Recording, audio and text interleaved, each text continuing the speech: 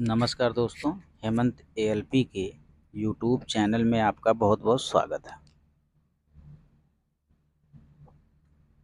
दोस्तों, अगले वीडियो में हम देखेंगे इतिहास में कि क्षेत्रीय शक्तियां, सामाजिक, धार्मिक एवं सांस्कृतिक परिवर्तन। बहुत ही केयरफुली देखना होगा, आपके सीटेट के एग्जाम में बहुत बेहतरीन क्वेश्चन आते हैं। देखिए, ब्रिटिश काल से पहले कोई निश्चित शिक्षण संस्थान नहीं होता था। इस समय मौलवी या पंडित अपने निवास स्थान पर ही बच्चों को शिक्षा दिया करते थे। उन बच्चों को साल भर पढ़ाया जाता था। कितने दिन? साल भर पढ़ाया जाता था। सिवाय उस समय को छोड़कर जब वे फसल कटाई के समय खेतों में काम करते थे। मतलब जब वो फसल खेती का काम करते थे, फसल कटाई, उस समय नहीं पढ़ाया जाता था, क्योंकि उस समय मौलवी और पंडित जी भी क्या करते थे? फसल की कटाई में ही व्यस्त रहते थे।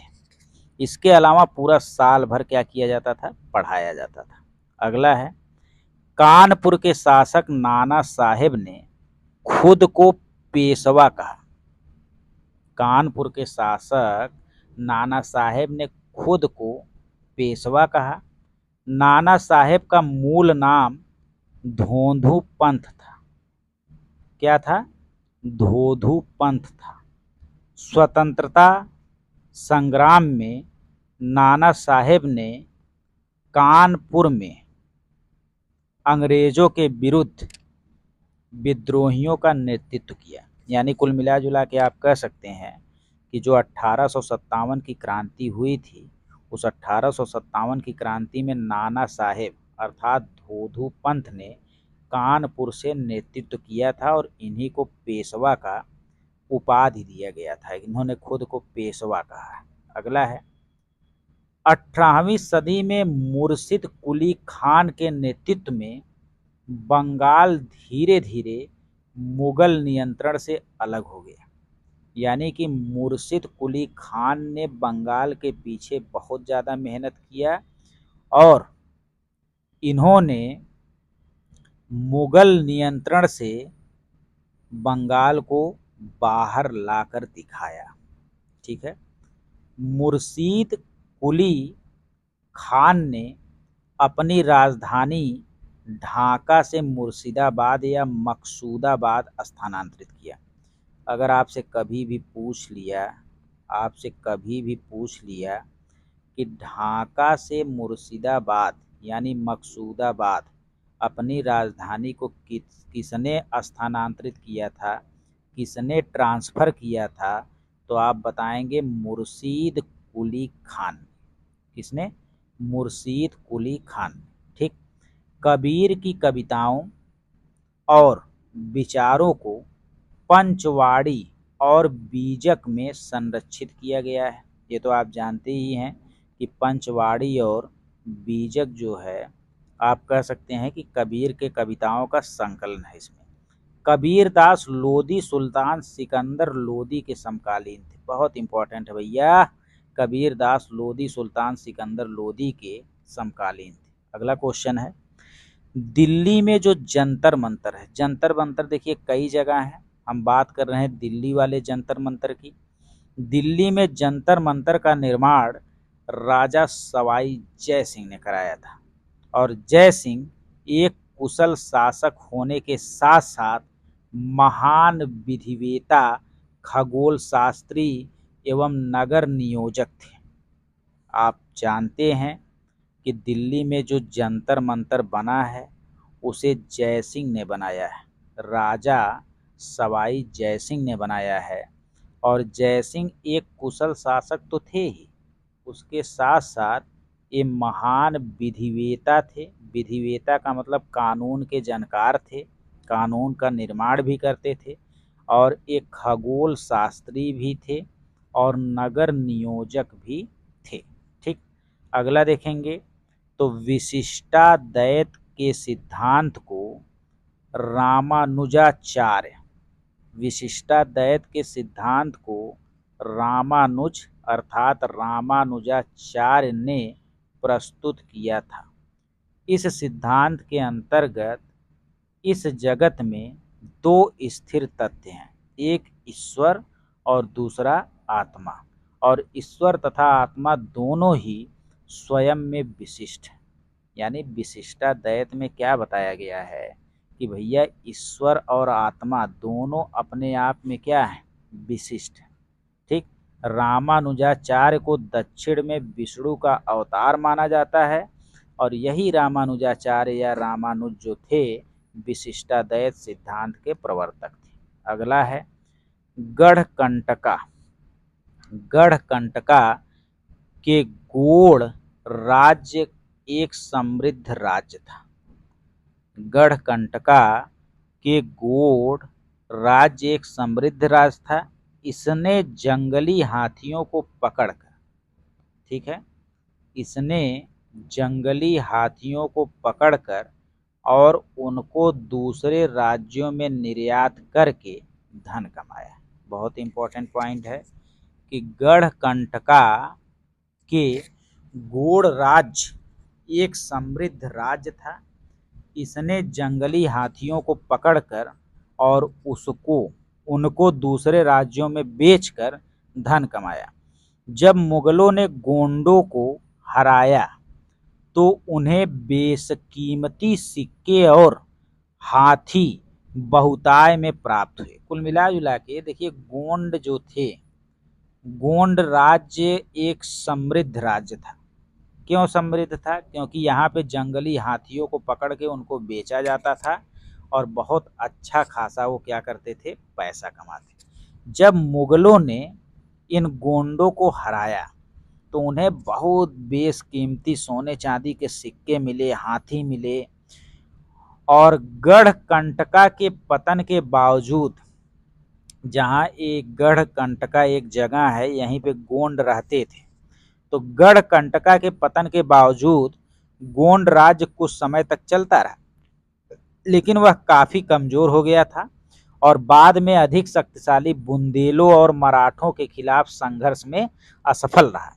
यानी कि गोंड राज्य बाद में बुंदेलों और मराठों से जीतने में असफल रहा। अगला पॉइंट क्या है?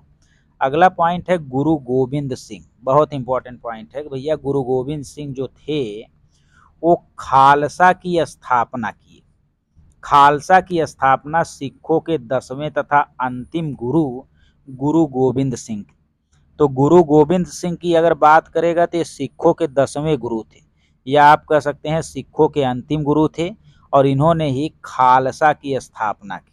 सिख धर्म की स्थापना गुरु नानक देव ने किया था, जबकि गुरु अंगद ने गुरुमुखी लिपि का आविष्कार किया था। बहुत इंपॉर्टेंट भाई साहब है कि गुरुमुखी लिपि जो है, पंजाबी लिपि जो है, उसके प्रवर्तक या उसको बनाने वाले गुरु अंगद थे। कौन थे? गुरु अंगद थे। तो गुरु अंगद जो थे वो गुरुमुखी लिपि लिखे थे, और गुरु नानक जो थे वो सिख धर्म की स्थापना किए थे, और गुरु गोविंद जो थे वो खालसा पंथ की स्थापना किए थे, जबकि गुरु तेग बहादुर ने आनंदपुर साहिब की स्थापना किया था। तेग बहादुर जो थे वो आनंद में रहते थे और गुरुमुखी अंगद। ठीक, अगला है अहोम राज्य। बहुत इंपॉर्टेंट है। अहोम राज्य कुलों में विभाजित था। किसमें विभाजित था? कुलों में विभाजित था, जिन्हें पाइक कहा जाता। अहोम राज्य कई कुलों में विभाजित था और इस कुल में विभाजित रहने को क्या कहा जाता था? पाइक कहा जाता था। अहोम राज्य जैसे गोंड राज्य था वैसे अहोम राज्य है।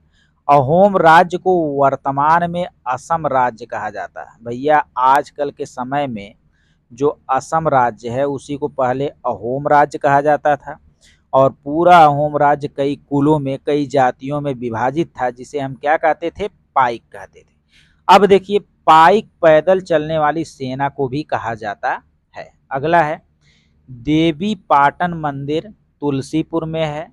वृंदावन मंदिर मथुरा में है, जेके मंदिर कानपुर में है और विश्वनाथ मंदिर वाराणसी में है। आपके एग्जाम में क्वेश्चन पूछा गया। देखिए, मराठा साम्राज्य के संस्थापक छत्रपति शिवाजी का जन्म 1627 ईस्वी में शिवनेर के दुर्ग में हुआ था। अगर बात करें, छत्रपति शिवाजी की माता का नाम जीजाबाई था, पिता का नाम शाहजी भोसले था और इनके राजनैतिक गुरु दादा कोंडदेव थे और धार्मिक गुरु रामदास जी थे। अगला है, कालक्रम के हिसाब से अगर देखेंगे तो देखिए, पहले आए थे गुरु नानक। गुरु नानक देव जो थे, इन्होंने सिख धर्म का संस्थापक थे। इसके बाद गुरु अंगद और उसके बाद गुरु गोविंद आ गए। राणा सांगा मेवाड़ से संबंधित थे। राणा सांगा मेवाड़ से संबंधित थे। राणा सांगा मेवाड़ साम्राज्य का प्रसिद्ध शासक था। अब फिर वही बात है कि भैया, खानवा का युद्ध जो है राणा सांगा और बाबर के बीच में 1527 ईस्वी में लड़ा गया, जिसमें राणा सांगा हार गए थे, पराजित हो गए थे। अगला, पानीपत की तीसरी लड़ाई 1761 ईस्वी में हुई। कहाँ पर हुई? तो पानीपत हरियाणा में हुई। यह हुआ अहमद शाह अब्दाली, जो अफगान था, और मराठों के बीच में। इस युद्ध में मराठे बुरी तरह से हारे। इस युद्ध ने यह निर्णय कर दिया कि मराठे अब भारत में शासन नहीं कर सकते थे। ठीक है। अगला है, मध्यकालीन भारत में मंदिरों को सांस्कृतिक गतिविधियों का केंद्र माना जाता है।